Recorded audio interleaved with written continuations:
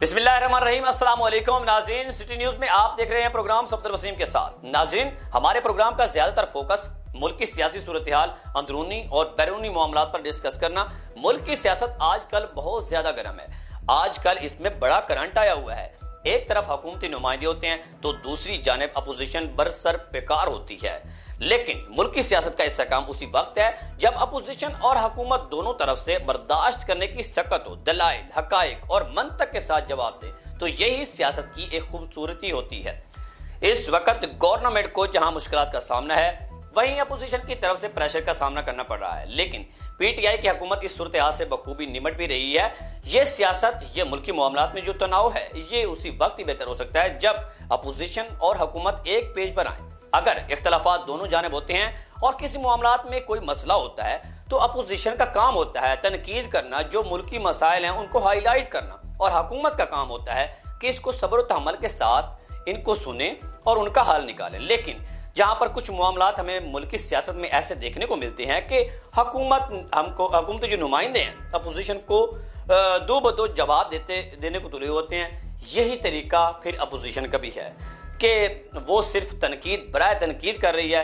लेकिन हम ये कहते हैं कि तनकीद हो मजबूत, मुल्क के लिए फायदा मंद हो, तो फिर ही हमारी सियासत आगे बढ़ सकती है। तो आज जिस शख्सियत को हमने दावा दे रखी है वो जनाब वज़ीर आज़म पाकिस्तान के तर्जमान और उनके मुशीर नदीम अफजल चंद साहब हैं। हम सबसे पहले नदीम अफजल चंद साहब को खुश आमदीद कहते हैं। उन्होंने अपना कीमती वक्त दिया। तो नदीम अफजल चंद साहब, मुल्क की सियासी सूरत हाल काफी पेचीदा नजर आ रही है। आप देख रहे हैं कि मामलात किस तरफ जा रहे हैं। अपोजिशन आपसे इस्तीफे लेना चाह रही है, आप भी इन सब पार्टियों में शामिल रहे हैं। आपको क्या लगता है कि अपोजिशन की जो तहरीक है वो पीडीएम के प्लेटफॉर्म से कामयाब हो पाएगी? देखिए, बिस्मिल्लाहिर्रहमानिर्रहीम, मैं समझता हूँ जी कि मुल्क के लिए डेमोक्रेसी में अपोजिशन का होना तो ज़रूरी है, लेकिन इस वक्त जो हालात हैं वो हालात मुल्क के लिए फ़ायदेमंद नहीं है। मुल्क में स्टेबिलिटी होनी चाहिए और अपोजिशन का जो एजेंडा है वो अगर हुकूमत गिराने का एजेंडा है तो वो गैर जमहूरी एजेंडा है। अगर मुल्क की रिफॉर्म्स का कोई एजेंडा किसी का होता तो वो पार्लियामेंट में आते और रिफॉर्म्स लेके आते और वहां आकर बैठकर इसके ऊपर बात की जा सकती। अपोजिशन का जो मकसद है, जो अपोजिशन किरदार अदा कर रही है, क्या वो दुरुस्त है? क्या ऐसा होना चाहिए इस मुल्क में? लेकिन इस मुल्क में रवायात रही हैं कि जो भी हुकूमत से बाहर होता है वो फिर शुरू कर देता है, स्ट्रगल शुरू करता है। जब इक़्तिदार के अंदर होता है तो उस वक्त उसको जमहूरियत भी याद नहीं होती, स्ट्रगल भी याद नहीं होती। इक़्तिदार से बाहर जो कोई होता है वो जमहूरियत पसंद हो जाता है। लेकिन मैं समझता हूँ कि अपोजिशन और हुकूमत दोनों पहिए हैं पार्लियामेंट के, डेमोक्रेसी के और आइन के लिए बड़ा ज़रूरी, सुप्रीमेसी ऑफ कॉन्स्टिट्यूशन के लिए दोनों चीज़ों का चलना बहुत ज़रूरी है। तो मैं अपोजिशन से भी आपकी वसात से कहूँगा कि अपोजिशन को भी पार्लियामेंट के अंदर बैठ के लेजिस्लेशन, अवाम के रिफॉर्म्स, का वो इलेक्शन कमीशन की रिफॉर्म्स हो, का वो गुड गवर्नेंस के लिए हो, का जुडिशल रिफॉर्म्स हो, अवाम को सहूलत के लिए जो रिफॉर्म्स हो, वो उस रिफॉर्म्स के ऊपर, एजेंडे के ऊपर उनको पार्लियामेंट के अंदर बैठ के हुकूमत के साथ मुज़ाकरात भी करें, हुकूमत पर सवालात भी उठाएं और हुकूमत जवाब दे भी है। अच्छा, नदीम अफजल चंद साहब, आपके सियासी मुखालफिन और अपोजिशन कह रही है कि नदीम अफजल चंद साहब आजकल मुतहर्रिक किरदार अदा नहीं कर रहे हैं जैसा कि माजी में होता है। इसकी वजह क्या है? नदीम अफजल चंद साहब, वाकई में ही आप आजकल मीडिया की या खबरों की जीनत नहीं बने हुए हैं।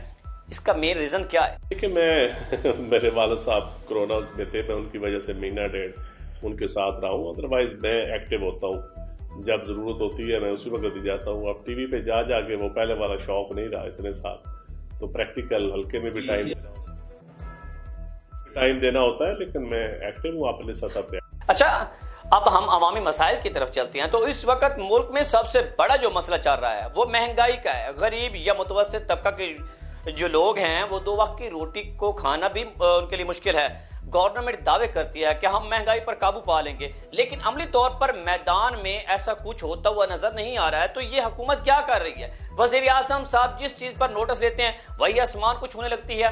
तो इसमें क्या राज है कि वज़ीर आज़म के हुक्म को रद्द किया जा रहा है? देखिए, ये मुल्क एग्रो बेस्ड इंडस्ट्री है। इस मुल्क में ज़राअत तरक्की करेगी तो महंगाई में कमी होगी। बदकिस्मती से ज़राअत जो है वो तरक्की की तरफ नहीं है।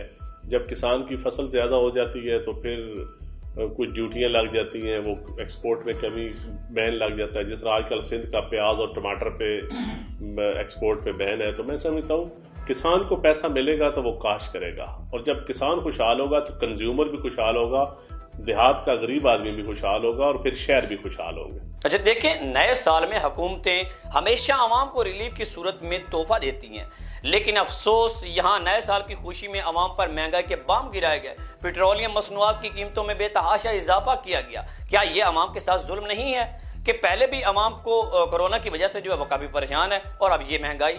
دیکھیں، پیٹرولیم تو آپ انٹرنیشنل مارکیٹ کے مطابق آپ کو قیمتیں بڑھانی بھی پڑتی ہیں، کم بھی کرنی پڑتی ہیں، تو میرے خیال میں یہ چلتی رہیں گی۔ اصل چیز تو یہ ہے کہ پاکستان خود جن چیزوں میں خود کفیل ہے وہ چیزیں عام آدمی کو کیسے سستی ملے، اور جو چیزیں پیدا کرنے والا ہے، کسان ہے، انڈسٹریلسٹ ہے، اس کو بھی مناسب قیمت ملے اور مزدور کو مزدوری بھی ملے۔ یہ ساری چیزیں اکٹھی چلیں گی تو ملک ترقی کرتا ہے۔ کوئی ایک طبقہ خوشحال ہو جائے گا، دوسرا طبقہ اس کا وکٹم بنے گا، تو ایسا نہیں۔ اس سارے طبقوں کے لیے بہتر کے لیے حکومت کام کر رہی ہے اور انشاءاللہ بہتر ہوگا۔ ندیم افضل صاحب، آپ ایک بہت بڑے عہدے پر ہیں، ظاہری طور پر وزیر اعظم کے ساتھ مشاورت رہتی ہے، آپ کی بڑے قریب ہیں ان کے آپ۔ آج کل جو ملک میں سب سے بڑا مسئلہ پیش آ رہا ہے وہ ہے موبائل فون کمپنیوں کا۔ موبائل فون کمپنیوں کے نیٹ ورکس اتنی زیادہ عوام کو ڈسٹرب کر رہے ہیں کہ کال ہوتی ہے تو وہ ڈسکنیکٹ ہو جاتی ہے، یا ایک طرف سے صارف بول رہا ہوتا ہے تو دوسری طرف دوسرے کو سمجھ بھی نہیں آتی۔ کیا ان موبائل کمپنیوں کو کوئی گورنمنٹ کی طرف سے کوئی وارننگ نہیں دی جا رہی؟ دیکھیں، جو موبائل کی کمپنیز ہیں، میں بہت سارے علاقوں میں جاتا ہوں، دیکھتا ہوں کہ کال آتی ہے، کٹ جاتی ہے۔ یہ ایک بہت بڑا گورکھ دھندا ہے، اور اس کے اوپر پی ٹی اے کو میں آپ کی میں ضرور ریکویسٹ کروں گا، پی ٹی اے کو اور آئی ٹی منسٹری کو، کہ اس کے اوپر ایکشن لے، یہ کمپنیز ڈکیتی نہ کریں عوام کے ساتھ۔